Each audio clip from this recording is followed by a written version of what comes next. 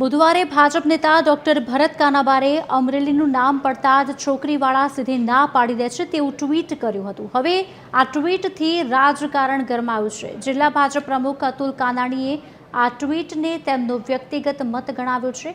કાનાણીએ જણાવ્યું કે આ મત સમગ્ર જિલ્લાની જનતાનો હોઈ શકે નહીં. તેમણે કહ્યું કે હાલમાં જ 400 યુવાનોના લગ્ન થયા છે.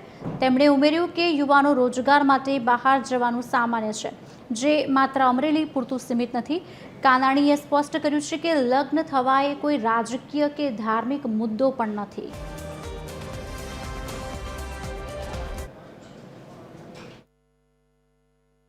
હું માનું છું ત્યાં સુધી આ એમનો વ્યક્તિગત મત હોઈ શકે, બાકી જિલ્લાની જનતા માટે કે સમગ્ર જિલ્લા માટે આ મત ન હોઈ શકે.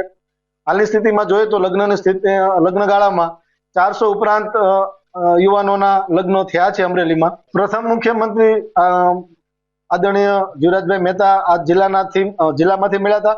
ખૂબ જ ગૌરવની વાત છે આ જિલ્લા માટે. પરંતુ હું માનું ત્યાં સુધી આમાં વ્યક્તિગત કોઈને લેવા દેવા શું હોઈ શકે? લગ્ન થવું એ તો એક અંજળની વસ્તુ છે. દીકરાને દીકરી પસંદ આવે અને એમના સંબંધ બંધાતો હોય છે. પરંતુ આ મુદ્દાને કે રાજકીય મુદ્દાને લઈને આ મુદ્દો સંછેડવો યોગ્ય હું વાત નથી માનતો.